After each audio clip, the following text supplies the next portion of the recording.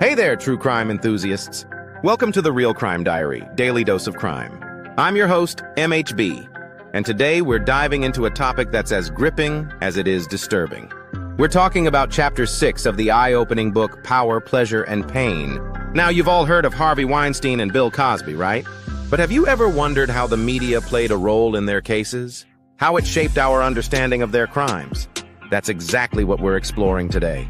This chapter isn't just about celebrity scandals. It's about how media influence can make or break high-profile abuse cases. It's about the power dynamics at play and how they affect survivors. So buckle up, folks.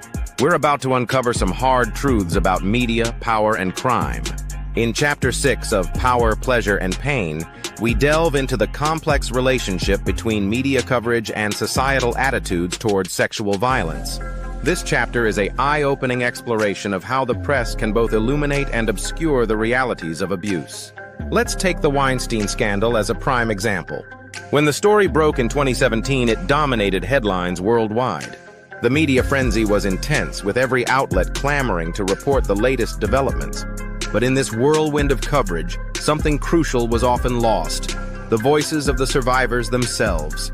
The chapter examines how the media, while instrumental in exposing Weinstein's crimes, frequently prioritized sensationalism over substance. Headlines screamed about Hollywood's fallen titan, but how many articles truly delved into the long-lasting trauma experienced by his victims? How many explored the systemic issues that allowed his behavior to continue unchecked for decades? This pattern isn't unique to the Weinstein case. Time and again, we see media coverage that focuses on the salacious details, the downfall of powerful figures, while relegating survivors to the background of their own stories. It's a troubling trend that shapes public perception and, by extension, societal attitudes towards sexual violence. The chapter challenges us to think critically about the media we consume. It asks us to consider how the framing of these stories influences our understanding of sexual abuse, power dynamics, and the experiences of survivors.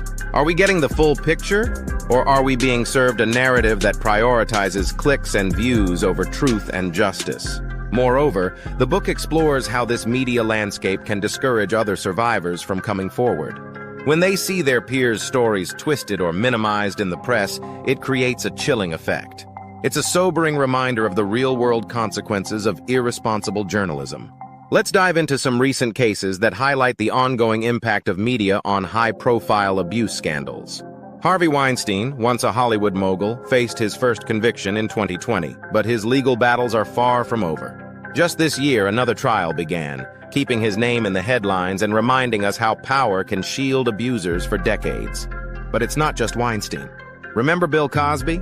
His 2018 conviction seemed like a watershed moment, but in a shocking turn of events, it was overturned in 2021.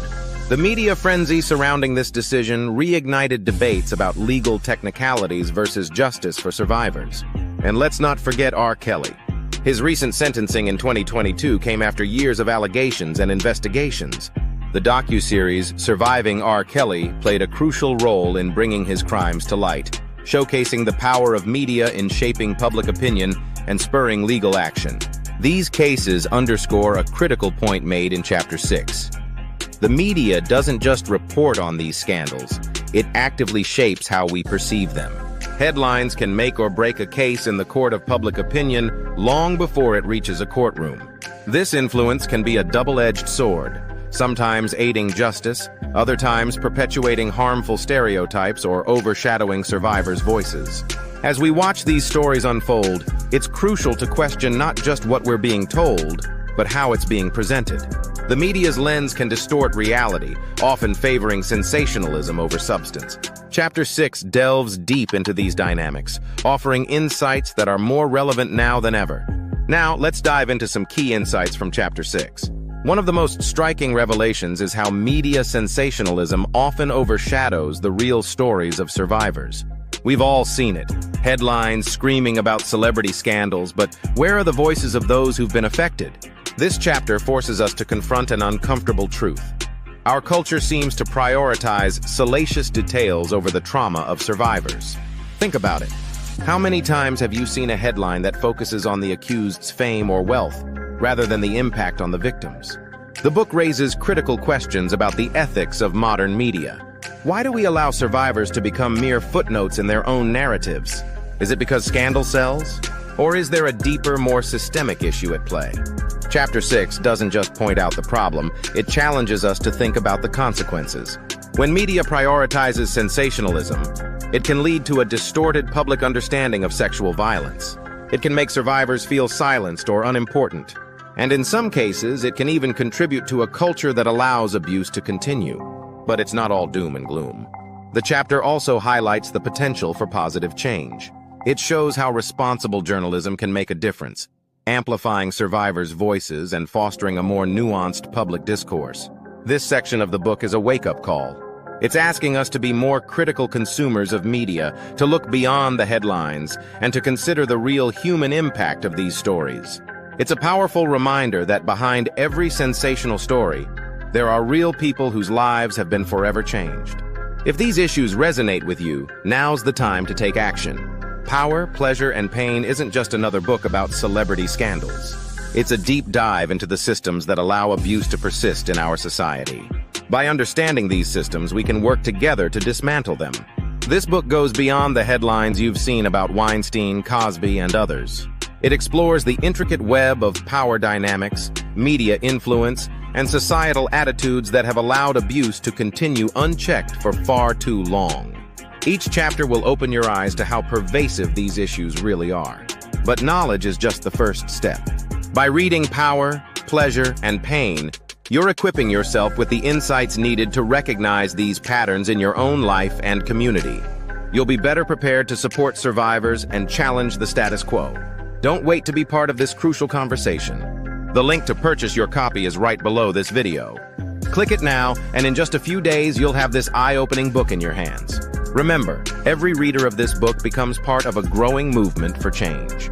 By purchasing Power, Pleasure, and Pain, you're not just buying a book. You're investing in a future where abuse is no longer tolerated, where survivors are heard and believed, and where we all play a role in creating a safer society. Don't miss this opportunity to be part of the solution. Get your copy now, and let's work together to create lasting change. We've just scratched the surface of how media shapes our understanding of abuse and power. Today, we explored Chapter 6 of Power, Pleasure, and Pain, revealing the complex relationship between high-profile cases and public perception. Remember, this book isn't just about exposing scandals, it's a tool for change. Next time, we'll dive into Chapter 7, examining global perspectives on sexual violence. How do different cultures respond to abuse? What can we learn from these varied approaches? Don't miss out on this crucial conversation. Grab your copy of Power, Pleasure, and Pain now. Together, we can create a world where survivors are heard, believed, and supported. See you next time for more eye-opening insights. Power, Pleasure, and Pain. A study of abuse through time. This book provides a detailed examination of how sexual violence and power dynamics have manifested across different historical periods, from ancient civilizations to the modern era. It explores how figures in positions of power used their influence to manipulate and exploit others, showing that the patterns of abuse we see today have deep historical roots. Many people struggle to grasp why abuse of power, particularly sexual violence, persists in modern society. By connecting historical events with contemporary cases, the book offers crucial insights into why such behaviors remain prevalent. The book analyzes infamous cases such as those of Harvey Weinstein, R. Kelly, and Dominique Pellicotte, drawing parallels between them and historical figures. This section highlights how the systemic abuse seen in recent times is not a new phenomenon, but part of an ongoing cultural issue.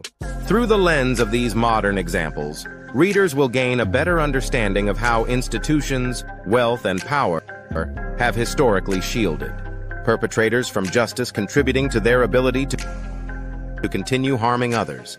The book explores the philosophy of libertarianism, particularly through the works of Marquis de Sade, to explain the disturbing ways in which pleasure, power, and cruelty have been intertwined.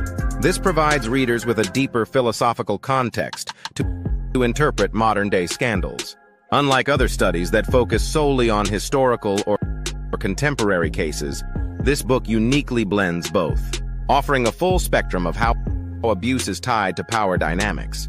It stands out by making philosophical connections that help readers understand the deeper societal issues at play.